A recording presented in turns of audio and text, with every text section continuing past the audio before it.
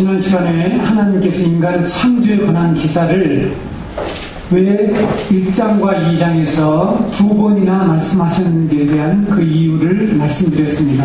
출애굽한 이스라엘 백성들에게 인간이 어떤 존재인지를 알려주고 하나님의 구원이 무엇을 의미하는지에 대한 것을 그들에게 가르쳐서 하나님의 백성으로서 살아갈 수 있도록 하기 위해서 두 번이나 인간 창조에 관한 말씀을 선포하셨다고 말씀드렸습니다.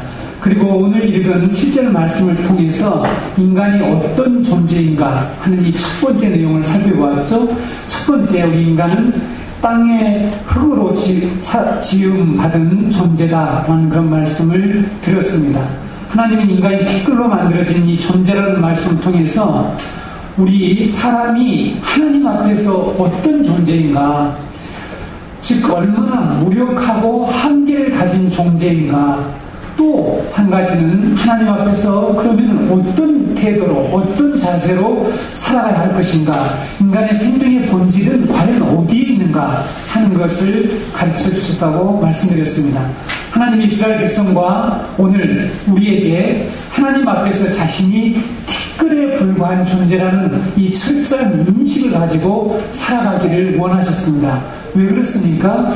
사람이 이러한 자기 인식, 인간이 어떤 존재라고 하는 이 자기 인식이 없이는 하나님 나라의 백성으로서 살아가기가 어렵다는 거죠. 왜냐하면 오만하고 교만하고, 그래서 하나님의 계명을 무시하고 자기 힘과 자기의 능력으로, 자기의 지혜로 살아가려고 하는 그런 존재로가 되어서 결국은 하나님의 백성, 하나님 나라에 들어올 수가 없기 때문입니다. 이렇게 사람이 이 먼지에 불과한 존재라는 말씀을 통해서 인간 자신의 한계와 자신의 무력함을 기억하고 겸손하게 하나님을 경외하고 하나님의 계명을 따라 살 때만이 생명을 가진 산 존재가 될 수 있다라고 인간 창조의 말씀을 통해서 첫 번째 가르쳐 주었습니다. 그런데 여러분, 우리가 이제 곧 살펴보겠지만 티끌로 만들어진 이 인간이 3장에 가서 자신이 하나님 같은 존재가 될 수 있다라고 하는 이런 사단의 유혹을 받고 자신이 티끌과 같은 존재임을 망각하게 되죠. 그래서 하나님의 계명을 어깁니다. 그리고 하나님께 반역하게 되죠. 그래서 하나님께서 그에게 심판하셨죠. 저주하셨죠. 너는 본래 흙이니, 너의 출처는 흙이니 흙으로 돌아가라. 이렇게 해서 그들에게 흙으로 돌아가라고 하는 이러한 심판을 내리게 됩니다. 근데 놀랍게도 2장 7절 말씀 속에는 장차 이렇게 인간이 타락할 것까지 하나님께서 아시고 하나님의 놀라운 구원의 계획을 심어두셨다는 사실이죠. 그래서 땅의 먼지로 만들어진 존재라는 이 말씀을 하신 목적이 하나님 백성으로서 겸손하게 하나님과 함께 행하는 자가 되게 하려고 주셨을 뿐만 아니라 하나님 장차 우리가 이처럼 이 흙과 같은 이런 존재가 되었을 때 어떻게 그들을 다시 회복시키시고 구원하시는지 하나님의 놀라운 구원 계획이 2장 7절에 들어있습니다. 그래서 오늘은 우리가 두 번째죠. 두 번째, 하나님의 호흡을 가진 존재다. 인간이 어떤 존재인가? 2장 7절 말씀에 근거해서 두 번째, 생기를 그 코에 불어넣으시니 사람이 생명이 되니라 라는 이 말씀을 우리가 함께 살펴보겠습니다. 하나님이 땅의 흙으로 사람을 빚으신 후에 만들었죠. 아직 생명이 없는 티끌에 불과했죠. 이 티끌에 불과한 사람에게 생기, 히브리어로 느시마토 하임이라고 하는 이런 단어인데요, 생기를 불어넣어서 생명이 되게 하셨다라고 말씀하고 있습니다. 티끌로 된 인간에게 불어오는 이 생기라는 말이 우리말로 순수하게 번역하면 호흡입니다. 호흡이라는 말이죠. 네페시 하야, 이 생명은 네페시 하야라는 말이, 하임이라는 말이 다 살아있다라는 영어로 리빙이라고 하는 그런 의미인데, 그래서 이 네페시라는 말이 호흡입니다. 숨, 우리가 숨 쉬는 거 있죠? 이 숨이라고 하는 그런 단어입니다. 조금 이따 살펴보겠지만 하나님의 숨결로 번역한 그런 성경의 욥기에 이렇게 번역이 되어 있습니다. 그래서 우리가 여기에서 그러면 사람이 하나님의 호흡을 가진 존재가 되었다. 하나님의 호흡을 받은 존재, 하나님의 생기, 살아있는 이 호흡을 받은 존재가 되었다는 것은 무엇을 의미하느냐라는 것을 정확히 이해해야 됩니다. 하나님께서도 이 사실을 지금 이스라엘에게, 구약교인 이스라엘에게, 오늘 신약교회 있는 우리에게 지금 말씀하시려고 하는 거죠. 지난번에 말씀드렸죠? 성경을 단순히 어떤 기사, 인포메이션으로 알고 있으면 안 됩니다. 우리 성도들이 어떤 교회에서 설교하는데 성도들이 뭐 성경을 얘기하는 뜻을 아는지 모르게 그냥 아멘 하더라고요. 무슨 단지 해석도 없는 그냥 성경만 얘기하는데 그 의미가 뭔지도 모르는 것 같은데 막 아멘 하는데 우리 교회는 아멘 잘 안 하죠. 예, 안 해도 됩니다. 이해를 해야지, 이해를. 그렇죠? 들었죠? 저도 이렇게 들으면서 저 사람들은 저게 뭔 뜻인지 알까? 왜 저렇게 아멘을 그냥 설교도 못하게 아멘을 할까? 그냥 말만 하면서 성경 구절만 얘기하면 아멘 하는 거죠. 그건 맹목적입니다.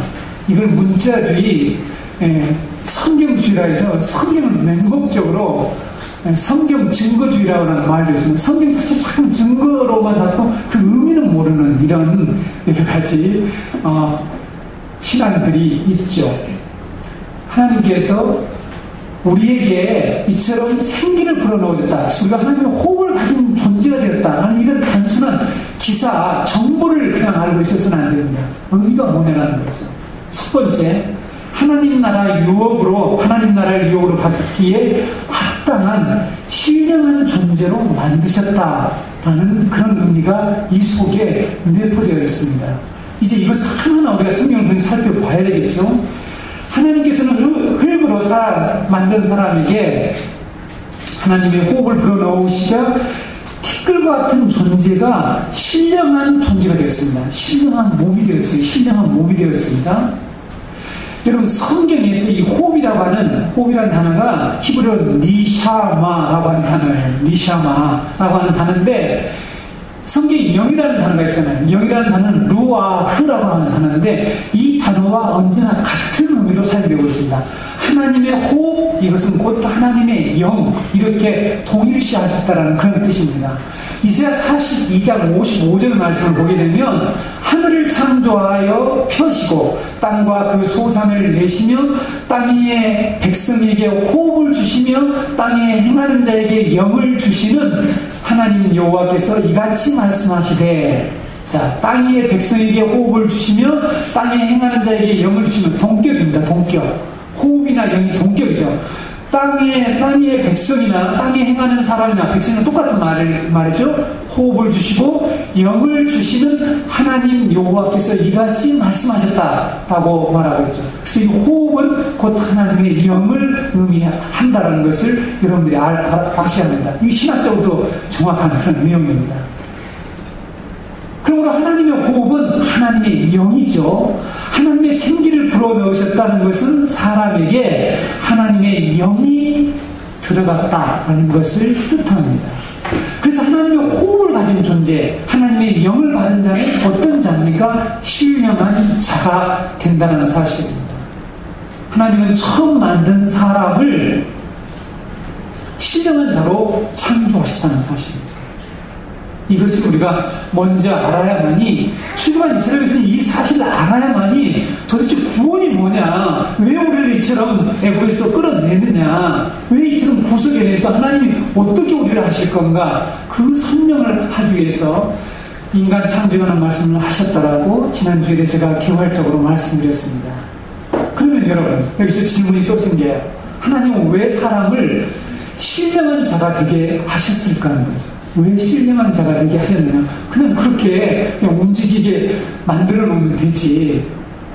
흙에 속한 자는, 그리고 이 육신의 몸으로는 하나님의 나라를 받을 수가 없고, 오직 신령한 자만이, 신령한 몸을 가진 자만이 하나님 나라를 유업으로 받을 수 있기 때문입니다. 네. 이렇게 얘기하면 이제 근거를 찾아내야 되겠죠. 여기서 오늘 다시 한번 여러분에게 성경을 읽는 방법을 또 설명하겠습니다.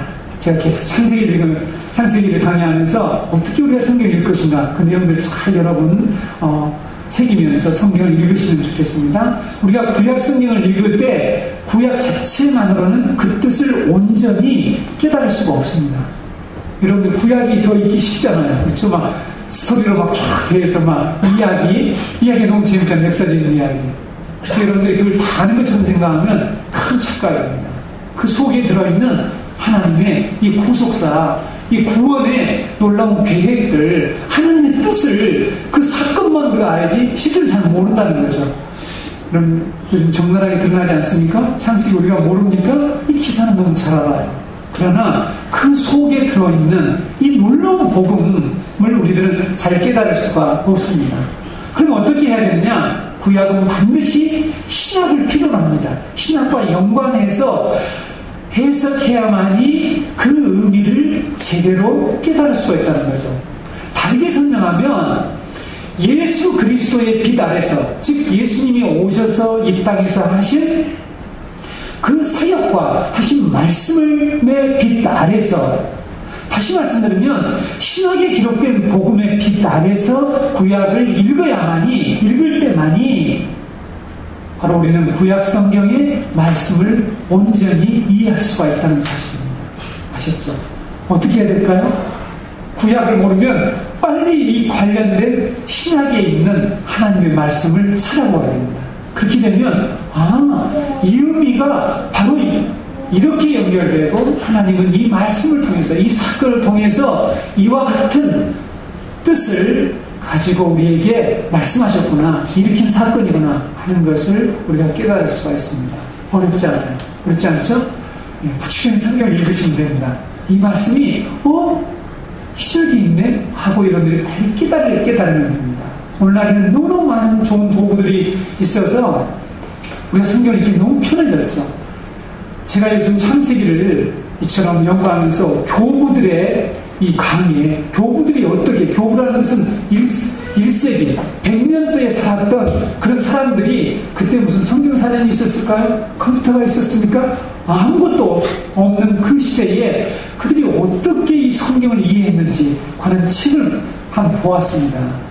놀랍게 그들이 이 성경을 보는 것이 우리들하고 큰 차이가 있고, 우리는 요즘 교훈적이고 우리의 입맛에 맞게 그런 내용을 하지만 그들은 그 하나님의 말씀 자체가 무엇을 의미하는지에 대해서 집중을 했고, 오직 하나님의 영을 받아서 기도하면서 밖에 성경을 읽을 수가 없었죠. 아무런 도구가 없으니까. 우리처럼 해설 성경이 막 소종이 나온다든지 영어 성경을 번역 이렇게 비교해본다든지 이런 일이 없었죠. 그래서 여러분, 오늘 우리가 읽은 이 창세기 2장 7절의 말씀도 마찬가지로 우리가 신약과 관련해서 해석할 때 놀라운 하나님의 이 계시를 우리가 발견할 수가 있습니다. 사람이 생명이 되었다는 이 말씀이 의미하는 바를 정확히 우리가 이해하려면 신약에 넘어와서 지금 2장 7절과 관련된 말씀이 무엇인지를 찾아보아야 되겠죠. 이제 한번 같이 우리가 찾아볼 텐데, 사도 바울이 고린도 교회에게 우리 인간 구원의 최종 목표가 무엇일까요? 우리 인간 구원의 최종 목표는 부활이라고 하는 이 부활체, 신령한 몸으로 바뀌는 부활로 끝나게 되죠. 그렇죠? 그래서 인간 구원의 최종 목표인 부활에 관한 말씀을 사도 바울이 고린도 교회에게 아주 길게, 고린도전서 15장에서 아주 긴 설교를 합니다. 바울은 부활에 관한 논증을 펼치면서 오늘 본문 2장 7절, 창세기 2장 7절을 언급합니다. 언급을 한 후에 육의 몸, 영의 몸, 육의 사람, 신령한 사람, 흙에 속한 사람, 하늘에 속한 사람, 흙에 속한 자의 형상, 하늘에 속한 자의 형상을 대조합니다. 그리고 결론에 가서 육의 몸, 육의 사람은 하나님의 나라를 유혹으로 받을 수 없다라는 말씀을 하게 되는데, 여러분 고린도전서 15장 45절에서 50절을 이번에는 찾아서 같이 한번 읽어보겠습니다. 다 같이 한번 찾아보시죠.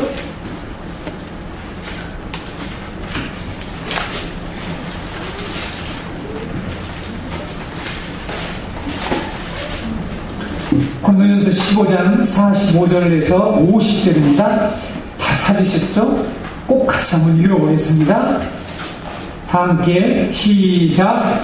기록된 바 첫사람 아담은 생명이 되었다 같이 마지막 아담은 살려주는 영이 되었나니 그러나 먼저는 신령한 사람이 아니요 육의 사람이요 그 다음에 신령한 사람이니라. 첫사람은 땅에서 났으니 흙에 속한 자이거니와 둘째 사람은 하늘에서 나셨느니라.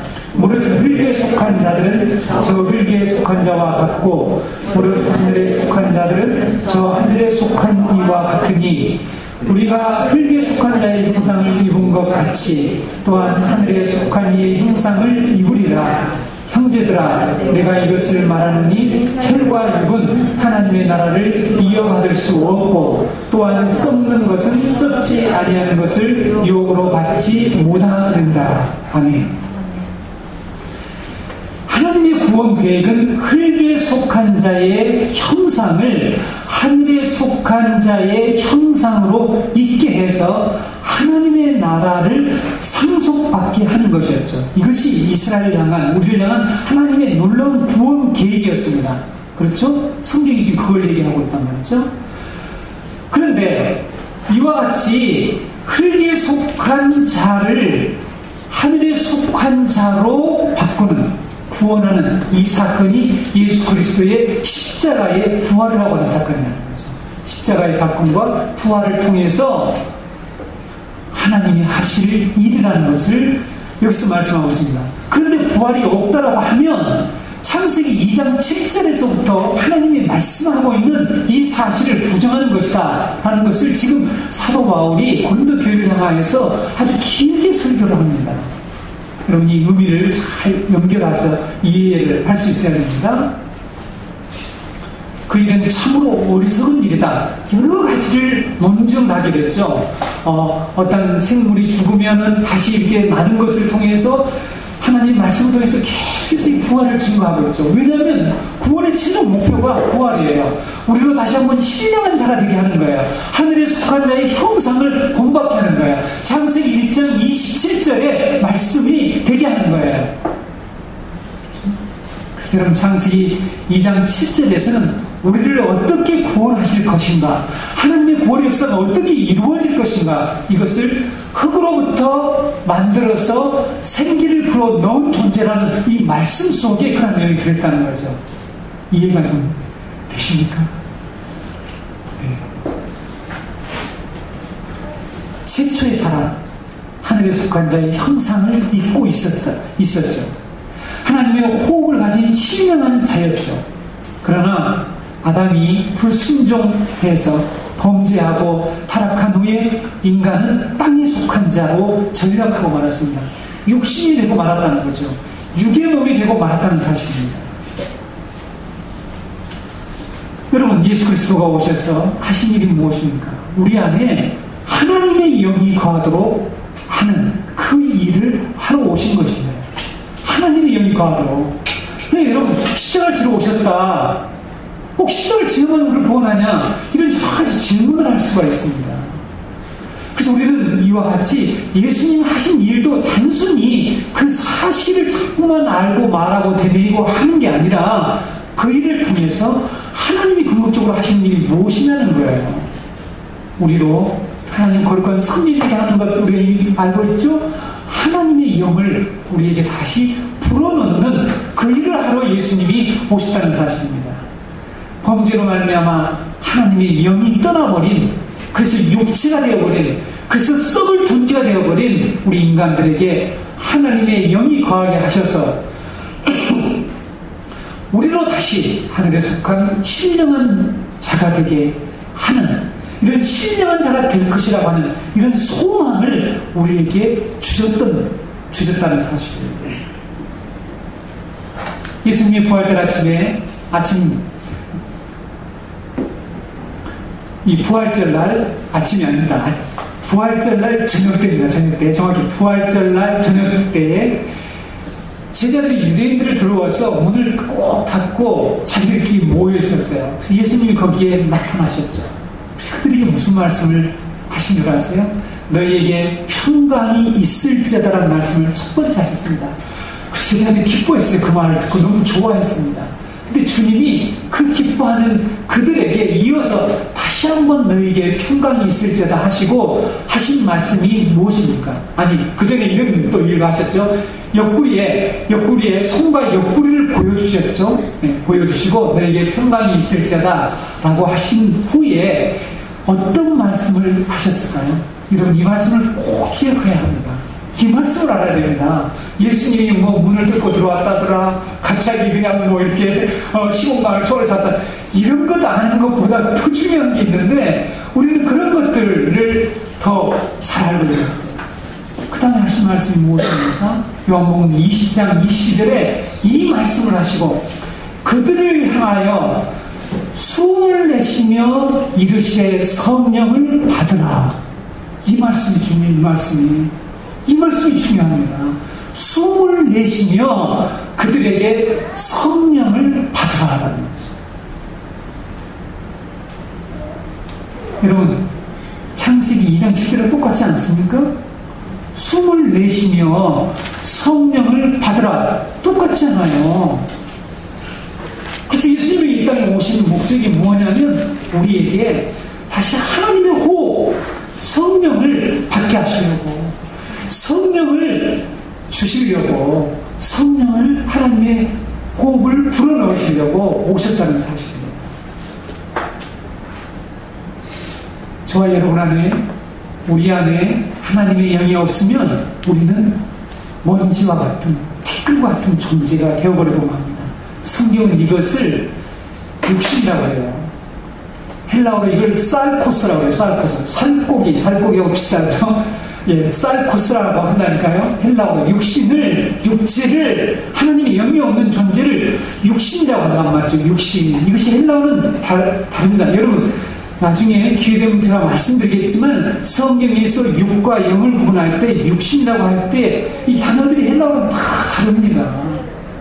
이 몸덩어리를 얘기하는, 이 썩을 육체를 얘기할 때는 쌀코스, 휴누마, 뭐 여러 가지, 소마, 이런 여러 가지 각각의 다른 단어를 썼단 말이에요. 우리 말은 좀 육체, 육신, 뭐 이렇게 해놓으니까 우리가 이해하기가 좀 어려울 때가 있죠. 성경은 우리를 육신에 불과한, 하나님의 영이 없는 존재는 육신에 불과한 존재다. 그러나 하나님의 영이 우리 안에 거하면 우리는 비로소 신령한 몸이 되고, 바로 신령한 몸이 될 때에 우리가 비로소 천국 백성, 그리스도의 사람이 된다라고 성경이 말씀하고 있습니다. 로마서 8장 9절 말씀 보시면, 만일 너희 속에 하나님의 영이 거하시면 너희가 육신에 있지 아니하고, 여기가 이 쌀코스입니다. 쌀코스. 육신에 있지 아니하고 영에 있나니 누구든지 그리스도의 영이 없으면 그리스도의 사람이 아니다, 이렇게 말씀합니다. 그리스도의 사람이 아니면 그리스도의 나라에 들어갈 수가 없습니다. 하나님 나라를 유업으로 받을 수가 없겠죠. 하나님의 생기가 들어가기 전 흙으로 만들어진 사람은 죽은 존재였습니다. 여러분, 오늘 생명은 산 존재예요. living being이라고 영어로 그렇게 다 영어 성경이 다 그렇게 번역하고 있는데, 생명, 산명이라는 뜻도 되지만 산 존재라는 뜻입니다. 산 존재의 반대가 뭡니까? 죽은 존재입니다. 그래서 흙으로 있었을 때는 사람은 죽은 존재였죠. 하나님 생기가 들어가지 않은 존재는 죽은 존재입니다. 우리가 영적으로 죽었다라고 얘기할 때에 어떻게 설명합니까? 그 속에 하나님의 영이 없다라는 의미죠. 여러분, 우리 주위에 이 죽은 시체들이 아주 득실거리고 있죠. 그렇지 않습니까? 네. 요즘 세상 살다 보면 인간의 썩은 냄새가 너무너무 힘들잖아요. 여러분, 아침 안 힘들다는 것입니까? 전 너무 힘든데, 이 사람들이 풍기는 냄새, 이 시체 같은 냄새들, 먼지 같은 존재들이 그렇게 오만방자, 기고만장하고 자기밖에 모르고 사람을 죽이고 하는 이러한 일들, 인간의 썩은 냄새 때문에 우리는 너무 힘들잖아요. 그렇지 않습니까? 네. 이런 우리가 죽은 자라고 말할 때에 영이 없는 자예요. 하나님의 호흡이 없는 자라는 것을 성경이 말씀하고 있습니다. 반대로 하나님의 영이 있는 자는 산 존재다, 산 자라고 말씀하고 있죠. 그래서 로마서 8장 11절에 보게 되면, 예수를 죽은 자 가운데서 살리신 이의 영이 너희 안에 거하시면 그리스도 예수를 죽은 자 가운데서 살리신 이가 너희 안에 거하시는 그의 영으로 말미암아 너희의 죽을 몸도 살리시리라. 이런 창세기 2장 7절에서 이 신령한 자가 되는 이 죽은 자가 살아나는 이 소망을 갖도록 하나님 2장 7절 말씀에 이미 그 말씀을, 이런 놀라운 복음을 담아두셨다는 사실입니다. 이해가 되십니까? 저는 이해가 되는데 제가 이 말씀을 연구하면서 이렇게 우리의 소망이 뭡니까? 이 썩은 자들과 함께 살면서 우리가 가운데에서도 우리 집사님이 기도한 것처럼 우리의 소망을 가지고 우리는 신령한 자, 신령한 몸으로 바뀔 것이다. 우리는 산자다. 산자가 되었다. 하나님이 우리 안에 거하신다. 이것 때문에 소망을 가져야 되는데 예수 믿어서 뭐 복받았네, 뭐가 잘 됐네, 이런 얘기를 하고 있으니 도대체 복음이 어떻게 능력을 발휘하겠어요? 도대체 복음을 들은 건가, 사람들이? 예수 믿었더니 뭐 어떻게 됐다.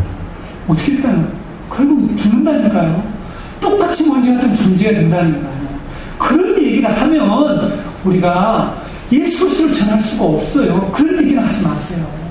그런 얘기 하지 말고 이 죽은 자와 산 자의 차이점을 좀 얘기해주고, 우리가 장차 이 육신이, 우리가 신령한 몸, 육의 몸이 영의 몸으로, 신령한 몸으로 바뀐다는 하는 사실, 이것이 부활을 통해서 주님이 보여주셨고, 우리가 주님이 오시면 우리가 그와 같이 된다고 하는 것은 요한일서에서 말씀하고 있잖아요. 그러니까 그와 같이 될 줄을 우리가 안다라고 얘기하고, 요한 사도가 그것을 소망하는 거죠. 그래서 사람은 하나님의 호흡을 가진 존재라는, 우리 그리스도인들은, 우리는 하나님의 호흡을 가진 존재라는 이러한 인간관을 가지고 살아야 합니다. 그럴 때에 우리가 또 하나 기억해야 할 것은, 사람은 다른 방법으로는 변화될 수가 없다라는 사실을 기억해야 됩니다. 자, 여러분, 목회자가 아닌 여러분도 사람이 잘 안 바뀐다는 잘 아시죠? 잘 안 바뀌잖아요. 내 자신도 잘 안 바뀌다는 말이죠. 주위 사람들은 너무너무 잘 안 바뀌잖아요. 우리 인간은 훈련이나 교육으로 바꿀 수가 없습니다. 이 세상이 지금 교육을 통해서 바뀌겠다. 요즘 이제 교육을 통해서 포기를 했습니다. 인간이 바꾸지 않고 그냥 직업교육이나 잘 시켜서 직장이나 잘 들어가게 하자. 이것이 세상의 교육관이라는 거, 제가 길게 요한 공천에 말씀드렸죠. 네. 언제부터 그런 일이 벌어지는지. 인간은 절대로 바뀌지 않습니다. 교육을 통해서 환경을 뭐 좋게 해주면 인간이 바뀐다? 그것은 성경적이지 않습니다. 사람은 하나님의 영이 들어가야 바뀐다는 사실입니다. 스가랴 선지자가 우리에게 이 사실을 가르쳐 주었죠. 오직 여호와의 영으로만이 가능하다. 인간의 힘으로나 능으로나 능력으로나 도저히 되지 않는다. 오직 나의 영, 하나님의 영, 성령을 통해서만 인간이 변화된다는 사실을 우리가 알아야 합니다. 성경적인 인간관을 가질 때에 이걸 가지지 않으면 너무 힘들어요. 제가 목회를 하면서 훈련으로 되는 것이 아니구나 라는 사실을 깨달았습니다. 아, 사람은 훈련에 가지고 되는 제자 훈련, 무슨 훈련 되지 않습니다. 많은 것을 안다라고, 많은 지식을 가진다고 사람이 바뀌지 않는다는 사실 깨닫게 됐다는 거죠. 성령을 받아야 된다. 하나님의 영이 들어가야만이 그 사람이 치유되고 회복되고 성장하고 변화가 됩니다. 바뀌지 않습니다. 여러분 자신한테 곰곰이 생각해 보세요. 제 자신도 마찬가지입니다. 스가랴에서 4장 6절에 만군의 여호와께서 말씀하실 때, 이는 힘으로 되지 아니하며 능으로 되지 아니하고 오직 나의 영으로 되는구나. 이런 우리 자녀를, 우리 자식들을 우리가 바꿔줍니까? 바꿀 수가 없잖아요. 포기하잖아요. 그렇죠? 교육으로, 지금 학교 교육이 사람 되게 합니까? 네. 예전에는 좀 그래도 시중이라도 했잖아요. 흉내는 냈단 말이에요. 요즘은요, 그냥 포기하고 있다는 사실을 제가 알게 됐습니다. 우리의 자녀들, 우리 주위에 있는 지체들, 하나님의 영, 하나님의 말씀과 함께 하나님의 영이 들어갈 때에 그들이 변화된다는 사실을 알아야 합니다. 두 번째로 하나님의 호흡을 가졌다라고 하는 이 말은 무엇을 의미하는가? 인간이 영적 지각 능력을 가졌다, 그런 가진 존재다 라는 의미를 가지고 있습니다. 하나님께서 당신의 호흡을 인간에게 불어넣자 인간이 감각이 생겼어요. 감각. 이것을 가르쳐서 영적 감각이라고 하죠. 감각이 생깁니다. 영적이라는 말은 하나님 앞에서 반응하는 거죠. 하나님과 관계되는 것이라는 말을 드렸습니다. 뭐 신비한 이상한 게 아니고요. 그래서 하나님 앞에 반응하는 그런 존재가 되었다는 그런 뜻입니다. 욥기 32장 8절에서 9절 말씀을 보게 되면, 그러나 사람의 속에는 영이 있고 전능자의 숨결, 이것이 바로 창세기 2장 17절에 나오는 느시마트 하이, 거기서는 살아있는 생기인데 여기는 그냥 생기입니다. 그냥 호흡입니다. 전능자의 숨결이라고 그랬죠. 똑같은 단어예요. 전능자의 숨결이 사람에게 깨달음을 주시나니 어른이라고 지혜롭거나 노인이라고 정의를 깨닫는 것이 아니니라, 이런 말씀이 있어요. 사람 속에 영이 있고 전능자의 숨결이 사람에게 깨달음을 준다, 이렇게 말씀하고 있습니다. 하나님의 영이 있는 자만이 깨달을 수가 있어요. 깨달을 수가. 세상 사람들도 깨닫는데요. 그 사람들은 하나님과 관련해서 깨달음이 없죠. 그렇죠? 그래서 여러분, 하나님의 영이 함께 함으로 사람이 영적 지각 능력을 가지게 됐다는 사실을 여기서 말씀하고 있습니다. 여러분, 영적 지각 능력, 하나님에 대해서 반응할 수 있는 감각을 말합니다. 하나님께 대해서 반응할 수 있는 감각. 사람이 다른 피조물과 결정적으로 다른 점이 있다면 바로 이거죠. 영적 지각 능력입니다. 하나님이 불어넣어 주신 이 생기를 가졌기 때문에 인간에게는 하나님의 영이 있고 신령한 자가 되었고, 그래서 그들은 하나님과 교제할 수 있고, 그래서 영적인 존재가 되어서 하나님께 반응할 수 있는 존재가 되었다는 사실. 인간이 하나님 주신 이 능력을 가지고 하나님을 경외하고 하나님을 예배하고 찬양하고 하나님의 목적을 이루는 그런 대행자로서 이 땅에 살도록 지으셨는데, 이 인간이 어떻게 되었습니까? 하나님께 반역하고 타락하게 되었죠. 그래서 인간에게 가장 중요한 이 영적 지각 능력을 상실하고 말았다는 사실입니다. 흙이 되어버리고 말았어요. 영이 없으니까 그래서 반응할 수가 없는 존재가 되어버리고 말았습니다. 그래서 성경이 어떻게 말하고 있습니까? 이렇게 영적 지각을 상실한 이 인간이 눈이 있어도 보지 못하고 귀가 있어도 듣지 못한다라고 선지자들이 이렇게 외친 이유가 뭐예요? 아니, 그들이 뭐 전부 소경입니까? 그들이 무슨 전부 천박장애자예요? 육신적으로? 육신은 다 멀쩡한 눈이 있고 귀가 있었지만 그들이 보지 못한대요. 그들이 듣지 못한대요. 무엇을 얘기하는 것입니까? 영적 감각이 없다는 거죠. 마비 되어버리고 말았습니다. 뿐만 아니라 여러분, 더 중요한 사실을 알아야 합니다. 사람이 이렇게 하나님의 호흡을 가졌다는 것은 하나님의 관계 속에서만, 하나님의 생기를 받았다는 것은 하나님의 관계 속에서만 생명을 가질 수 있는데, 인간이 타락함으로 하나님과 관계를 가져야 할 필요성조차도 깨닫지 못하는 영적으로 완전히 무감각한 존재가 되어버렸다는 사실입니다. 여러분, 타락이 얼마나 무서운 건가 감각할 수 없는 존재. 여러분, 우리 가운데 어떤 사고로 인하여서 이 식물인간이 되어 있는 분들을 보잖아요.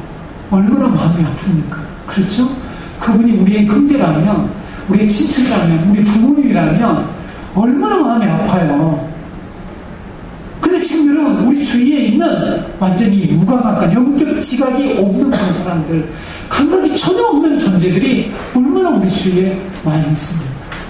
인간이 타락을 해서 그런 존재가 되어버렸다는 거죠. 꼬집어도 아픈 줄을 모르고, 하나님 지금 심판하시고 징계하시는데도 알지도 못하고, 자기들 지금 멸망의 길로 가고 있는데 자기들이 어떤 길로 가고 있는지를 모르고 하는 이런 무감각한 존재가 되어버렸다는 사실입니다. 여러분, 인간의 영적 지각 능력은 자신의 소속과 자신이 어디에 소속되어 있느냐, 자신이 정체가 누구냐, 자신이 어떤 사람인가, 어떤 존재인가 하는 자신의 정체를 구분시켜줍니다. 있느냐 없느냐 여기에 따라서.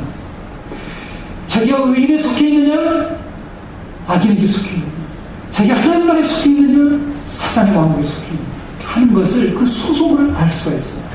성경은 악인의 특징을 뭐라고 얘기한 줄 아세요? 여러분, 악인의 특징이 뭡니까? 악인의 특징이 뭐예요? 악인의 특징은 성경에서 깨닫지 못하는 것이라고 말씀하셨어요. 하나님을 떠난 인간, 하나님을 반역한 인간의 대표적인 증상은 감각이 마비되어서 깨닫지 못해요. 깨달음이 없다는 사실이에요. 그래서 아까 말씀드렸죠? 노인이라고, 어른이라고 깨닫는 게 아니다. 어른이라고, 노인이라고 하나님의 말씀하는 그 의를, 공의를, 정의를 깨닫는 것이 아니라 하나님의 숨결을 받은 자만이 깨달을 수 있다고 말씀하고 있죠. 여러분, 다니엘서 12장 10절 말씀을 보실까요?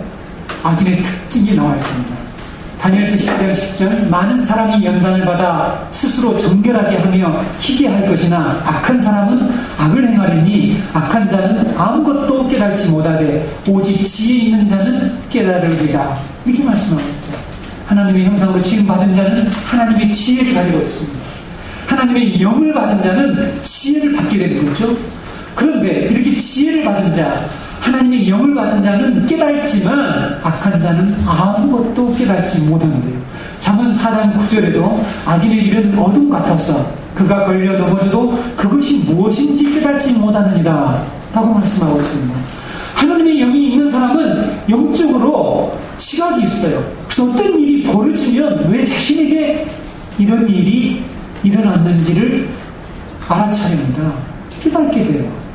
어떤 일이 일어날 때, 어떤 일이 벌어졌을 때에 얼른 내가 왜 이런 일이 벌어졌을까 하는 것을 깨닫게 되죠.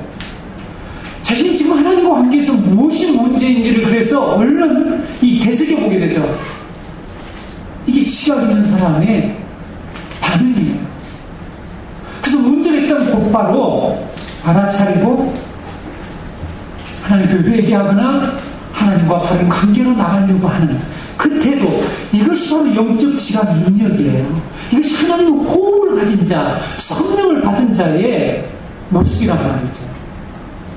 그러나 악인은 자신 앞에 벌어지는 일에 대해서 왜 그런지, 자신이 지금 걸어가고 있는 이 길이 멸망의 길인지 죽을 길인지 살 길인지를 전혀 구분하지 못하고 깨닫지 못한다는 것이죠. 왜 그렇습니까? 악인은 영적 지각 능력을 가지고 있지 않기 때문에, 마비되어 있기 때문입니다. 신앙생활하면서 이런 영적 지각 능력을 갖고 있지 않은 사람들이 참 많이 보이는 것 같아요. 그렇죠? 성령을 주옵소서, 그것도 다 문자주의에 성령을 주옵소서 하는 성령을 웃기는 일을 집행하면 많이 하는데, 여러분, 이 복음 안에서 성령을 받는다는 개념이 전혀 잘못 알고, 무슨 물질이 들어왔다 나가는 그런 개념을 생각하고, 무슨 성령이 빠져나가는지 또 채워야 된다라고 이런 어떠한 개념이 성경 어디가 있습니까? 성령의 충만을 받으라는 것은 그만큼 내가 하나님의 통치를 잘 받아나가는 그런 상태, 그런 모습을 얘기하는 거죠. 무슨 물질이 좀 있다가 빠져서 이제 약발이 떨어지면 또 약발을 채우고 부흥에 가서, 이런 한국교회의 엉터리 같은 성령론 이런 것들을 볼 때마다 참 마음이 아프단 말이에요. 도대체 복음 어디서 들었기에, 어떻게 들었기에 그러냐는 거죠. 지금 여러분들 그런 내용을 안 들어보시다는 것입니까? 그렇게 그동안에 믿어왔단 말이죠. 우리 인간의 타락함으로 여러분, 하나님에 대한 참 지식을 상실하고 말았어요. 하나님에 대한 지식이 상실되어버리자 인간은 총명이 없어요. 총명이 뭐냐면 분별력입니다. 지각 능력이죠. 총명이 어두워지고 감각이 없는 자가 되어버렸습니다. 사도 바울은 하나님의 생명이 없는 이방인들이 어떤 존재인지를 에베소서 4장 17절에서 에베소 교인들이 이렇게 말씀하고 있죠. 그러므로 내가 이것을 말하며 주 안에서 증언하노니 이제부터 너희는 이방인이 그 마음에 허망한 것으로 행함 같이 행하지 말라. 그들의 총명이 어두워지고 그들 가운데 있는 무지함과 그들의 마음이 굳어짐으로 말미암아 하나님의 생명에서 떠나 있도다. 그들이 감각 없는 자가 되어 자신을 방탕에 방임하여 모든 더러운 것을 욕심으로 행하되. 이방인은 누구를 가리키는 거죠? 하나님의 영이 없는 자, 영적으로 하나님을 믿지 않는 자를 가리키는 거죠. 이들이 어떤 놈 총명이 어두워졌대요. 무지하고 마음이 굳어져서 하나님의 생명이 떠나 있대요. 이것이 바로 하나님의 영이 없다는 것 아닙니까? 하나님의 호흡이 없다는 것을 말씀하고 있는 거죠.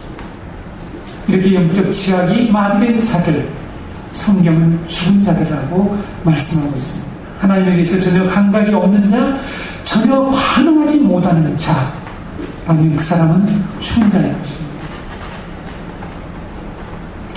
결론을 말씀드리겠습니다. 예수님이 이 세상에 오신 목적 무엇입니까? 우리를 구원하러 오셨죠. 구원이 무엇이죠? 바로 이와 같이 죽은 자, 영적 감각이 없는 자, 하나님께 반응할 수 없는 육신이 된 자, 육의 몸으로 전락된 우리 인간을 신령한 몸으로 영적 지각을 회복시켜서 하나님께 반응하는 그런 자로 우리에게 성령을 주시려고, 우리를 구원하시려고 오셨다는 사실입니다. 욥기 33장 4절 말씀을 보게 되면 하나님의 영이 나를 지으셨고 전능자의 기운이 나를 살리시느니라. 전능자의 호흡이 우리를 살리신다라고 말씀하고 있습니다. 예수님이 우리에게 오신 것은 이 전능자의 호흡을 우리에게 다시 주시려고 성령, 이 숨을 내쉬는 제자들에게 성령을 받으라고 하신 예수님의 이 말씀처럼 우리에게 하나님의 호흡, 전능자의 이 숨을 우리에게 주시려고 이 땅에 오셨습니다. 구원은 그래서 우리의 영적 지각 능력이 회복되는 것입니다. 타락한 우리는 먼저 영적 지각이 회복되어야 하나님을 알 수가 있고 복음에 반응할 수가 있습니다. 여러분, 인간의 노력으로 할 수가 없죠. 구원론이 두 가지로 크게 나눠집니다. 인간은 전적으로 타락해서 인간은 죽었기 때문에 하나님의 은혜 아니고는, 하나님이 우리에게 호흡을 다시 불어넣지 않고는 우리는 도저히 다시 살아날 수 없다라고 하는 그런 구원론과, 우리 인간은 자신의 노력 플러스 하나님의 은혜로 구원받는다라고 하는 이런 교리가 있습니다. 여러분, 어느 게 맞겠어요? 어느 게 맞겠냐고요? 저는 어떤 교단에서 이런 내용을 가르치고 플러스 우리의 노력과 우리의 이처럼 선한 행위로 플러스해서 구원받는 교리를 가르치고, 우리 교회처럼 오직 우리는 완전히 죽었다, 우리는 이 육의 몸, 이 흙 같은 존재에서 하나님의 생기를 불어넣어서 우리가 구원받는다라는 이 구원론, 우리는 이것을 믿는 것입니다. 그래서 우리는 하나님의 은혜를 오늘 아침에 찬양하는 거예요. 모든 것이 하나님의 은혜라고 고백하는 것입니다. 하나님의 아들 예수 그리스도가 이 땅에 오신 것은 바로 이 처음 인간에게 주셨던 영적 지각 능력을 회복하려 오셨다고 요한 사도가 우리에게 가르치고 있습니다. 요한일서 5장 20절 보시면 이제 이 말씀 듣고 마치겠습니다. 요한일서 5장 20절, 또 아는 것은 하나님의 아들이 이르러 우리에게 지각을 주사 우리로 참된 자를 알게 하신 것과, 또한 우리가 참된 자, 곧 그의 아들 예수 그리스도 안에 있는 것이니 그는 참 하나님이시요 영생이다. 우리가 아는 것은 하나님의 아들이 이르러 우리에게 지각을 주사 이렇게 말씀하고 있잖아요. 이 지각이 어떤 지각입니까? 바로 영적 감각이죠. 바로 하나님 앞에 반응할 수 있는 감각, 이것을 우리에게 주셔서 참된 자를 알게 했대요. 참된 자를. 여러분 안에 성령이 거하셔야만이 여러분들이 말씀을 깨달을 수가 있습니다. 저는 하나님의 성령을 찬양했죠. 이 말씀을 깨닫게 해주시는 것, 이 창세기 말씀을 깨닫게 해주시는 것을 얼마나 제가 감사합니다. 성도 여러분, 우리는 본래 어떤 존재입니까? 하나님의 호흡을 가진 존재, 신령한 자였습니다. 지금 우리 모든 인간은 어떤 존재입니까? 모두가 육적 존재, 육의 몸을 가진 존재, 죽은 자죠. 그리스도의 복음만이 우리를 다시 신령한 자로 구원할 수가 있다는 사실을 우리는 알고 있습니다. 성도 여러분, 이 소망, 왜 우리가 저 죽은 자라고 비교하면서 그렇게 슬퍼해야 됩니까? 비교하고 있죠? 네? 저 썩은 시체들하고 왜 비교를 합니까? 저는 비교하지 않기로 했습니다. 여러분 비교하지 마세요. 여러분 안에는 뭐가 있다고요? 하나님의 호흡이 있다니까요. 하나님의 영이 있어요. 이제 좀 자존감을, 이 성경적인 자존감을 가지고 좀 살아가세요. 네? 비교하지 마세요. 1등을 가지고 뭘 가지고 좀 부럽죠? 네. 비교하지 마세요. 그들하고 우리하고는 이 근원적으로 차요. 우리는 본래의 존재로 회복되어 가고 있고 회복된 존재라는 사실입니다. 이것이 우리에게 복음이 가져주는 놀라운 능력이고 소망입니다. 이걸 믿고 살아가세요. 기도하겠습니다.